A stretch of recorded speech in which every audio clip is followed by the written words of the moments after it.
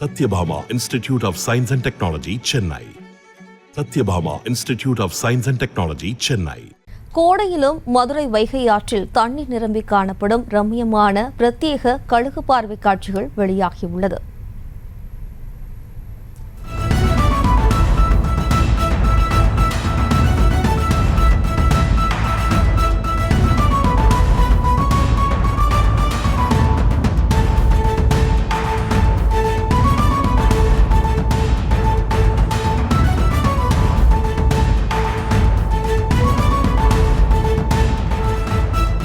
ரம்மியமாக காட்சியளிக்கும் வைகையாறு குறித்து கூடுதல் விவரங்களை தருகிறார் நமது செய்தியாளர் பாலமுருகன். வணக்கம் பாலமுருகன், மேலும் விவரம். நிச்சயமாக ஜெயஸ்ரீ, அதாவது வைகை பாசன விவசாயத்திற்காக ராமநாதபுரம் உள்ளிட்ட 5 மாவட்ட பாசன தேவைக்காக தேனி வைகை அணையில் இருந்து கடந்த 10ஆம் தேதி முதல் 3000 கன அடி நீரானது திறக்கப்பட்டுள்ள நிலையில் இன்றுடன் தண்ணீர் திறப்பு முடிவடைகிறது.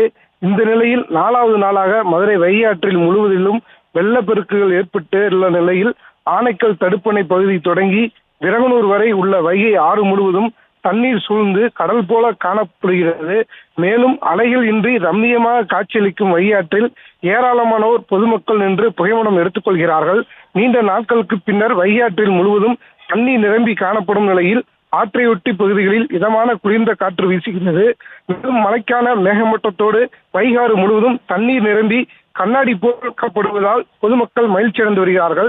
இந்த நிலையில் வைகையாற்றில் கடல் நீர் சூழ்ந்துள்ளது போல் காட்சியளிக்கும் பிரத்யேக கழுகு பார்வை காட்சி வெளியாகியுள்ளது. ஜெயஸ்ரீ, விவரங்களுக்கு நன்றி Balamurugan. Satyabhama Institute of Science and Technology, Chennai. Satyabhama Institute of Science and Technology, Chennai. செய்திகளை உடனுக்குடனும் துல்லியமாகவும் தெரிந்து கொள்ள சப்ஸ்கிரைப் பண்ணுங்க.